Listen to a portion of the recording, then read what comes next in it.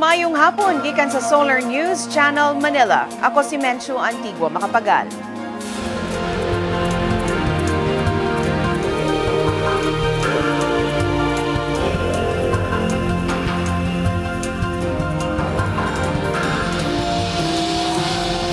Kaniya mga balita alang sa Kabisayan ug Mindanao.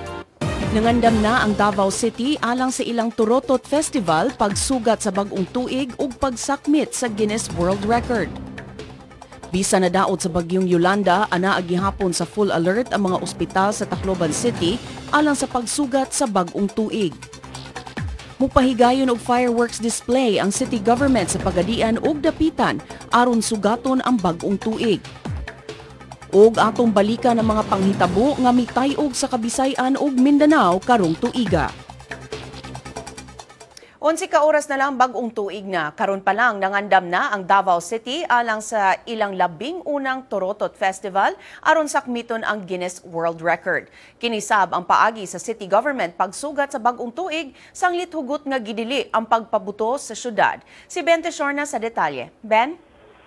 Bencho, sugda na sa Davao City Government karong takna ang pagtapok sa mga horn blowers kung mopatingog Turotot aron sugaton ng bagong tuig.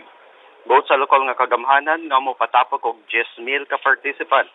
Pagkakaroon ang Japan ang mihupot sa most number of horn blowers in a single event nga gitambungan sa 6,900 ka participants. Bulungtad hantud ugma sa alauna sa kadlawon ng Turotot Festival dinhi sa Dakbayan sa Davao nga himuon sa Rojas Avenue. Nagsugod ang pagpatihog sa Turotot unya alas 7 hangtod alas 8 sa gabi. Samtang gipahimangnuan sa mga otoridad ang mga participants nga dili magdala og backpack o bisan usang klase sa bag, lakip na mga canisters kon lata. Gidili sab ang pagsulub og kalo og shades isip security measures sa lugar. Sarado sa pipila kasikbit nga dalan sa Rojas Avenue tibok adlaw alang sa event. Matod sa mga organizers, ilang gihimo ang festival tungod kay hugot nga gidili sa Davao City ang pagpabuto sukad niadtong 2002. Doon na sa premyo nga ihatag ngadto sa mga barangay nga dunay labing daghan nga mopatingog sa Turotot. Makadawat sa bug premyo ang most creative Turotot, maabot sa 100,000 pesos ang tibok kantidad nga ipanghatag nga premyo atol sa Turotot Festival dinhi sa Davao City. Mencho. Daghang salamat Ben ug Happy New Year kanimo diha. Ben Teshorna reporting gikan Davao City. Giawhag sa Cebu City Police ang mga mulupyo nga mugamit na lang og turotot o kaldero isip alternatibo sa pagpabuto. Hugot na sab ang seguridad sa Sugbo alang sa pagsugat sa bag-ong tuig. Dugang detalye pinaagi ni Twini Malinaw. Twini? Menchu, giawhag sa Cebu City Police Office ang publiko nga magamit na lang og turotot og tabon sa kaldero isip alternatibong paagi sa pagsaba-saba aron malikay sa disgrasya. Tinitungod gipaabot sa kapulisan nga daghan gyud ang mogamit og pabuto o posibleng madungagan na usab ang mga biktima sa pabuto karong gabii sa pagsugat sa bag-ong tuig. Naasoy sa kapulisan nga gamay ra ang nagpabuto ni adtong Pasko dinhi sa Sugbo. Maunang nagtuo ang kapulisan karong gabi na ihurot sa mga tao ang ilang gitaganang mga pabuto. Pipila sa mga gidiling pabuto mao ang Super Lolo, 5-star Plapla, Dagkong Triangle, Mother Rocket, Pillbox o kining bag-o ang Super Yolanda o Napoles. Gidili usab ang mga pabuto nga way marka sa tigama. Gitugutan hinuon sa balaod nga mga pabuto ang Bawang, Baby Rocket, Small Triangle Sparkler, Food, Firecracker, Jumbo, Skyrocket, Quitis, Regular o Special Roman Candle, Tromperio o Whistle Bomb. Menchu. Daghang salamat Twini ug malipayong bagong tuig kanimo. Twini Malinaw reporting gikan Cebu City. Bisan doon nagihapoy kadaot dala sa bagyong Yolanda, gibutang gihapon ubos sa full alert ang mga ospital sa Tacloban City alang sa pagsugat sa bagong tuig unya. Dili mo minus 8 ka public ug private hospitals ang andam modawat og mga mabiktima sa pagpabuto, lakip ang Eastern Visayas Regional Medical Center. Matud ni Mayor Alfred Romualdez, halos tanang mga operating equipment sa ospital naguba tungod sa bagyo. Hinuon dunay international non-profit organization sama sa Doctors Without Borders ang mipakatap og inflatable hospitals nga kumpleto ang pasilidad. Nangandam sab sila sa mga ihimugso sa pagsugat unya sa bag-ong tuig. Gitumbok sa lokal nga kagamhanan ang zero casualty ug dakpon ang mga mamaligya og pabuto. Gibutyag sab ni Romualdez nga dunay grand fireworks display at tubangan sa Tacloban City Hall una mag-alas 12 sa tungang gabi unya. Gibutyag sa mga mamaligyaay og prutas sa Tacloban City nga maayo ang ilang halin bisan sa krisis nga mugna sa bagyong Yolanda. Matod sa mga negosyante, mas dako ang ilang purchasing power karong panahona tungod sa mga cash for work programs. Kini bisan mi-increase na ang presyo sa mga seasonal nga prutas sama sa grapes ug lansones nga anaa na sa 300 pesos matag kilo. Kaniadto ang grapes mo presyo lang og 200 pesos matag kilo ug ang lansones 80 to 100 pesos matag kilo. Ang presyo sa apple tag 10 pesos matag usa. Tag 50 pesos sab ang tag tulo ka pears ug oranges. Anaa sa 80 hangtod sa 100 pesos matag pack ang presyo sa kiat-kiat o mga gagmayng oranges. Ang mangga ug bayabas 80 pesos matag kilo.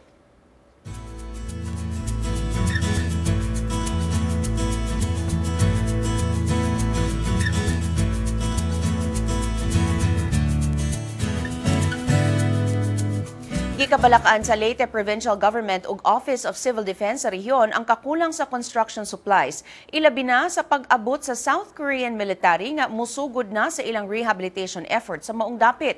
Si Wilmark Amazona sa detalye. Wilmark? Okay, atong suwayan og kuha og balik si Wilmark sa linya. Pero sa kakaron nagtagbo na ang Office of the Rehabilitation SAR ug ang mga urban planning experts aron hanayon ang pagpabarog pagbalik sa mga lugar nga naigo sa bagyong Yolanda. Matod ni Rehabilitation Undersecretary Danilo Antonio, gipaabot nga matapos ang mga consultations ug pagpalihok sa mga papeles sa gobyerno sa first quarter sunod tuig. Sa iyang bahin, gibutyag ni Urban Planner Felino Palafox Jr. nga gikinahanglang susihon ug i-update ang planning, zoning ug building code sa nasod. Dugang ni Palafox, gikinahanglan ang mas paspas nga proseso sa burokrasya aron mapadali ang rehabilitation efforts sa lugar. Pipila ka oras sa dili pa ang pagsugat sa bagong tuig misaka na ngadto sa 6,155 ang patay tungod sa bagyong Yolanda. Matod sa National Disaster Risk Reduction and Management Council, kapin 28,000 ang samdan ug dulan 1,800 na ang missing. Kapin na sa 36 billion pesos ang danyos nga gibilin sa bagyong Yolanda ngadto sa agriculture ug infrastructure. Atong balikan si Wilmark Amazona, bahin sa istorya na gikabalakan sa Leyte Provincial Government ug Office of Civil Defense sa rehiyon ang kakulang sa construction supplies. Ilabi na karon nga niabot na ang mga South Korean military para magsugod sa ilang rehabilitation efforts sa maong dapit. Wilmark? Medyo gibutyag sa Office of Civil Defense nga gikinahanglan ang igong supply sa construction materials alang sa rehabilitation sa mga dapit nga naigo sa bagyong Yolanda. Ilabi na sa pagsugod sa South Korean military sa rehabilitation efforts. Atol sa coordination meeting tali sa OCD o sa Leyte Provincial Government, nasutan nila ang kakulang dihang nangayo ang usa ka Korean humanitarian group of construction materials. Apan ipasalig si Leyte Governor Dominic Petilla nga dunay igong supply sa construction materials sama sa bus o grava alang sa South Korean military tungod kay matabang ang probinsya sa mga negosyanteng bus o grava.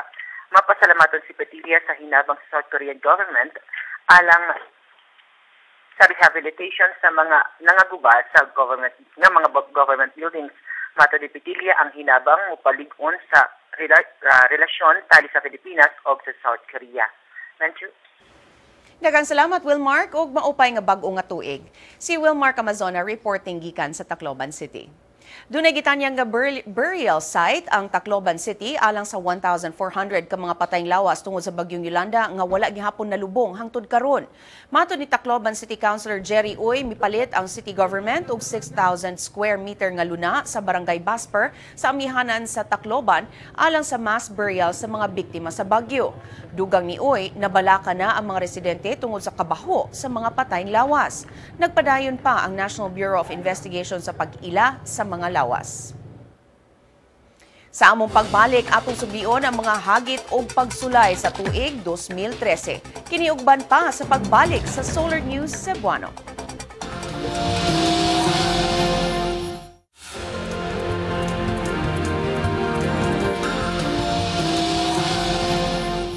Aniya na ang front pages sa mga pamantalaan sa Sugbo. Sa Sunstar Cebu, gilusad sa kapulisan ang Oplan Joshua alang sa luwas nga pagsugat sa bag-ong tuig. Sa Sunstar Super Balita, mukabat sa 600,000 pesos ang alahas nga nakawat gikan sa orna ni Santa Rita sa Talamban, Cebu City. Og sa Cebu Daily News, gipahimangnuan sa mga health experts ang katawhan batok sa polusyon mugna sa aso gikan sa pabuto. Dakong hagit alang sa Kabisayan ug Mindanao ang tuig 2013 tungod sa sunod-sunod nga katalagman nga nasinati hinimuan man sa kinaiyahan o sa tao. Atong balikan ang mga panghitabo karong tuiga nga mihulma sa kaugmaon sa Kabisayan ug Mindanao. Aniya ang report ni Angelo Almonte. Bulan pa lang sa Pebrero, usa ka stand-off na ang nahitabo sa Sabah dihang sobra 200 ka mga armadong mga tawo. Kinsa may angkon nga bahin sa Royal Army sa Sulu Sultanate, ubos ni Sultan Jamalul Kiram III, mitugpa sa lahat dato sa Sabah, hinungdan nga nasulayan ang bilateral relations sa Pilipinas ug Malaysia. Buot ni Kiram nga sulbaron ang bangi sa teritoryo sa Eastern Sabah tali sa duha ka nasod. Apan misangpot hinuon kini sa kagubot dihang mipanalipod ang Malaysian Security Forces sa yuta sa Sabah. Milungtad og usa ka bulan ang standoff nga gikamatyan sa 68 ka tawo. Niadtong July 26, 8 ang patay ug 48 ka tawo ang samdan dihang gibombahan ang Limcat Kai Center sa Cagayan de Oro City. Dayong gikondena sa mga doktor ang panghitabo tungod kay sagad sa mga biktima mga doktor. Walay duha ka semana, dili sab mo -8 ang patay samtang 40 ang samdan human mibuto ang usa ka car bomb sa Cotabato City niadtong August 5. Gihulagway kini nga labing dako nga pag-atake sa syudad. August 16, dihang nagbangga ang MV St. Thomas Aquinas ug MV Sulpicio Express 7 sa Talisay City sa Cebu, din 55 ang namatay ug hangtod karon 65 ang pabiling missing. Bulan sa Setyembre, dihang nakugang ang mga residente sa Zamboanga City sa pag-atake sa Moro National Liberation Front kaadlawon sa Setyembre 9. Rason sa MNLF, buot ra nilang muisa sa ilang bandila sa Zamboanga City Hall tungod sa pagbutyag nila og kagawasan isip bangsa Moro Republic niadtong Agosto 12 nga gipanguluhan ni Normi Suarez. Apan misangpot kini sa kagubot dihang mipatunga na ang gobyerno tungod sa tahong dunay mga gihuptang mga bihag ang MNLF. Tungod sa hitabo nahunong ang panginabuhian sa syudad. Daw ghost town ang pipila ka mga barangay. Pipilasab ka mga balay ang gipangsunog. Human sa halos 3 ka semana na humanra ang kagubot dihang napalagpot sa government forces ang mga miyembro sa MNLF Misuari faction sa siyudad. Gisikop sab sa gobyerno ang sobra 200 ka MNLF members ug dunay kasong giatubang karon nga rebellion ug paglapas sa international humanitarian law. Adlaw sa Eid al-Adha, October 15, usa ka holiday, wa damhang nga miigo ang kusog nga linog sa Bohol. Gitala sa Philippine Institute of Volcanology and Seismology Epicenter sa magnitude 7.2 nga linog sa Sagbayan sa Bohol alas 8:12 sa buntag. Tungod sa kakusog sa linog, bitandi sa mga otoridad ang pagtayog nga daw pagbuto sa 32 ka atomic bomb nga gihagbong sa Hiroshima, Japan niadtong World War II. Naapektuhan ang tibuok Central Visayas, ilabi na sa Bohol ug sa Cebu. Daghang mga balay ang nangaguba.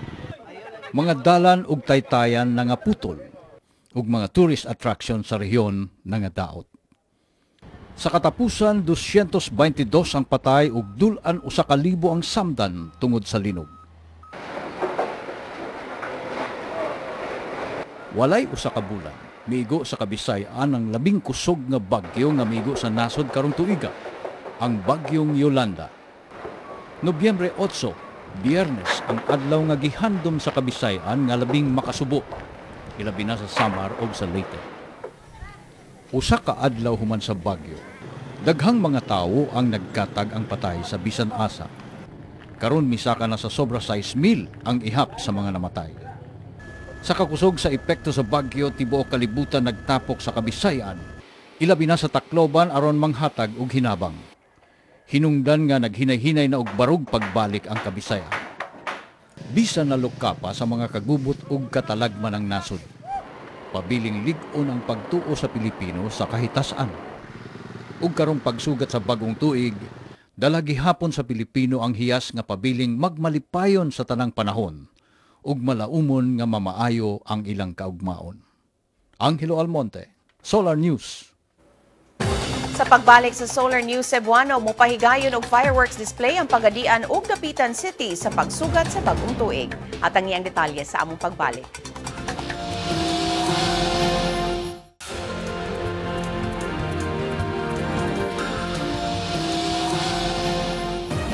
Atong sayro ng front pages sa mga pamantalaan sa Mindanao.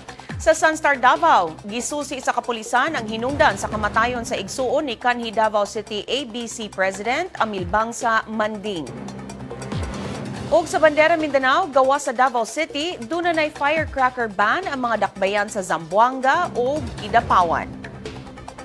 Mipahimangno na ang Department of Interior and Local Government sa Northern Mindanao ngadto sa mga ginikanan nga bantayan ang ilang mga anak batok sa mga pabuto.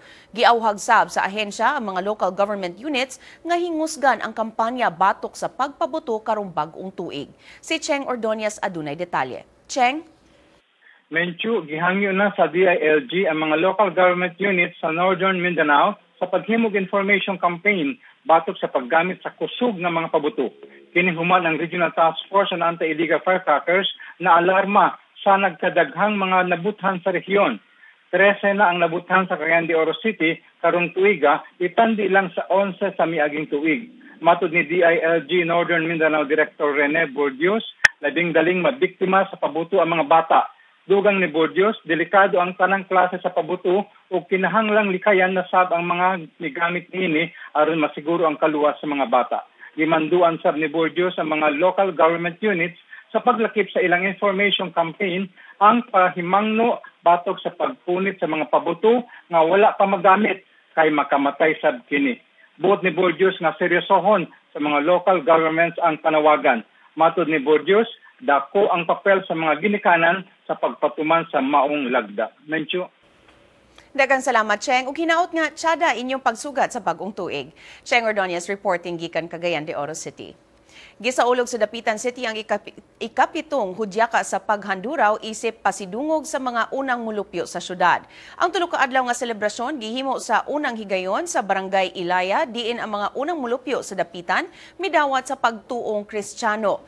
Gibuksan ang hudyaka sa paghanduraw pinaagi sa opening sa 8 ka booth nga nagsimbolo sa 8 ka tribo sa mga subanen. Sa tulo ka adlaw nga kasaulugan gihimo ang nagkalain-laing contests, exhibit ug mga kalingawan. Una nang gihimo ang hudyaka ni adtong 2006 ug lakip kini sa ika-450th nga anibersaryo sa Dapitan City.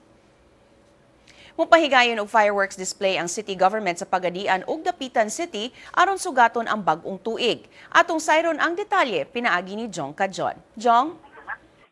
Mencho, nangandam na ang city government sa Pagadian nga gipanguluhan ni Mayor Romeo Pulmones alang sa ilang firework o dancing fountain display sa City Plaza Luz unyang gabi pagsugat sa bagong tuig. Magsugod ang programa sa mga alas 9 ang takna sa gabi human sa misa nga himuon sa San Jose Parish Church tupa sa City Plaza Luz. Matod ni City Police Chief Glenn Dulawan, gisiguro na sa kapulisan ang kaluwas sa mga mulupyo sa dakbayan o sa mga mutambong sa mga activities karong gabi. Samtang sa Dapitan City, dungan nga isaulog sa city government o Gloria de Dapitan ang pagsugat sa bagong tuig unya nga ilang gitawag og Spanker in Dapitan 2014 breaking the traditional year 3. Dunay ipagayon nga variety show nga magsugod sa alas 9 o alas 7 sa gabi. Sundan kini sa usa ka fireworks display sa Gloria de Dapitan, Fantasilan. Aron masiguro ang kapsay o kapsay sa mga okasyon, hugot nga gipatuman sa regional nga buhatan sa kapulisan o Department of Health ang pagdili sa pagpamaligya o illegal nga pabuto. Karong bulana duna nay nasikop ang kapulisan nga unom ka unlicensed dealers sa Zamboanga City, Zamboanga Sibugay ug Zamboanga del Sur. Mincho? Daghang salamat, Jong, og pag-amping sa pagsugat sa bagong tuig. Jong Kajon reporting gikan Pagadian City. Banabana sa dagan sa panahon uban ni Pat Fernandez. Pat? Hi, Menchu. Matod sa pag-asa, mapanganuron nga dunay hinay nga pag-ulan sa Northern ug Central Luzon ug sa Metro Manila tungod sa Northeast Monsoon kun amihan. Ang panag-abot sa amihan ug sa easterly winds magdalasab og hinay ngadto sa kasarangan nga pag-ulan sa Mimaropa, Bicol Region ug sa Visayas. Mapanganuron nga dunay pag-ulan ug thunderstorm sa ubang bahin sa nasod. Base sa Metro Weatherscape, ulanon ang Palawan ug may katap na sabning mga pag-ulan sa Western Visayas. Karong gabi ihinay nga sabang pag-ulan sa Zamboanga Peninsula ug sa ubang bahin sa Mindanao. Sa Luzon, dunay mga pag-ulan sa Calapan ug dunay thunderstorm sa Lawag, Tuguegarao, Baguio City, Legazpi, Puerto Princesa, Tagaytay ug sa Metro Manila. Sa Visayas, katag-katag ang pag-ulan sa Borongan. Ulanon sabog dunay thunderstorms sa Iloilo, Tagbilaran, Dumaguete, Tacloban ug sa Metro Cebu. Ug sa Mindanao ulanon ang Butuan ug Cotabato ug dunay thunderstorms sa Zamboanga, General Santos, Cagayan de Oro ug Metro Davao. Magkatong latest sa dagan sa panahon, Visayas ug Mindanao pag-amping kanunay. Balikan nimo, Medju. Daghang salamat, Pat Fernandez. Kung buot ninyo matanaw pag-usabang episode karon sa Solar News Cebuano, i-like ang among Facebook page, Solar News Cebuano. Bisitahin sab ang among website, www.solarnews.ph. Alang sa inyong mga sugyot o komentaryo, mahimo sab ninyo kining email sa solarnewscebuano@solartv.ph. Og mo kadto ang Solar News Cebuano hangtod og mapuhon, ako si Menchu Antigua Macapagal. Daghang salamat ug Kabisayan ug Mindanao, mabungahong bag-ong tuig kaninyong tanan. Una kita matapos aniya ang mensahe ni Presidente Aquino alang kanatong tanan karong bag-ong tuig.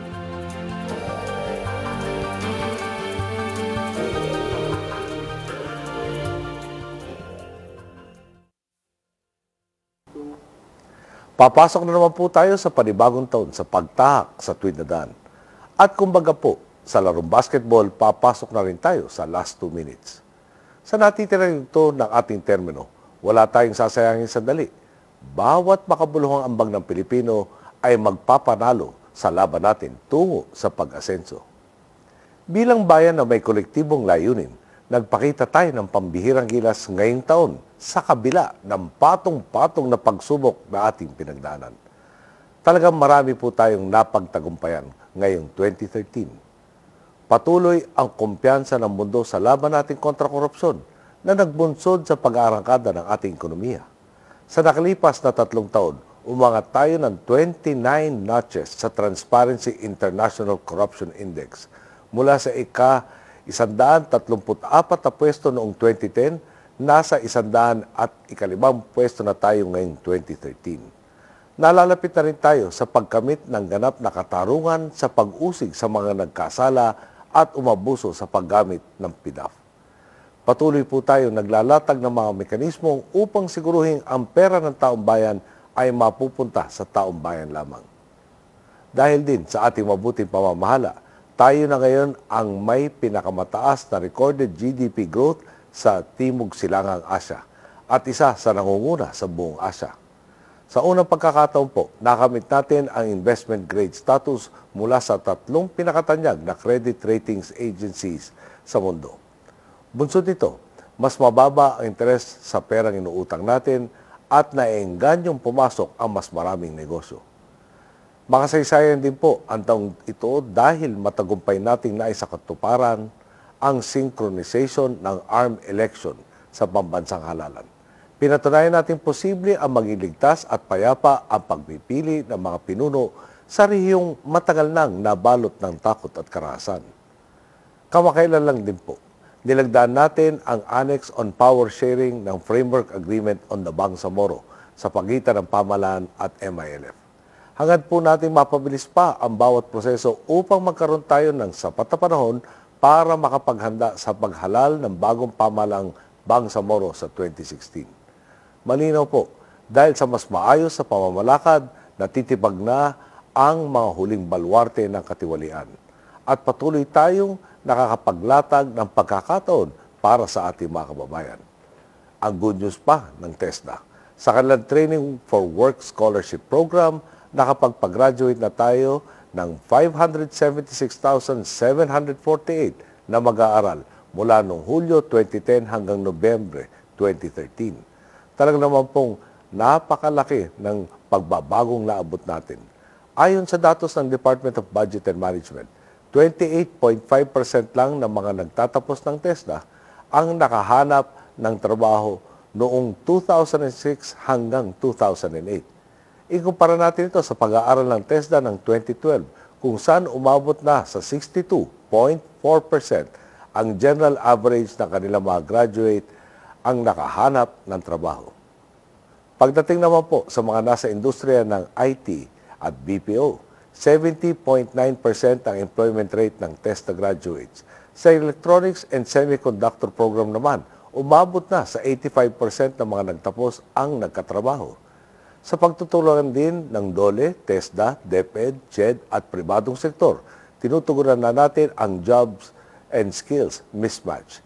Kaya naman hindi nakakapagtakang buwaba ang ating unemployment rate ngayong taon. Sa patuloy na pag-arangkada ng ating training and apprenticeship program, napupunan na ng mabakanting trabaho sa merkado ng mga graduate nating may sapat na talino at pagsasanay. At gaya rin po sa basketball, hanggang sa huling yugto ay may hinaharap tayo mga barikada. Batid natin hindi basta-basta titiklop ang mga latak ng lumang sistema. Habang lumalapit tayo sa ating tagumpay, lalo rin naman silang magiging desperado at magtatakang ideskaril ang ating agenda.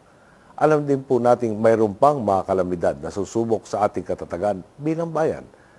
Pero lagi nating handang patunayan, mangguluman ang masamang loob.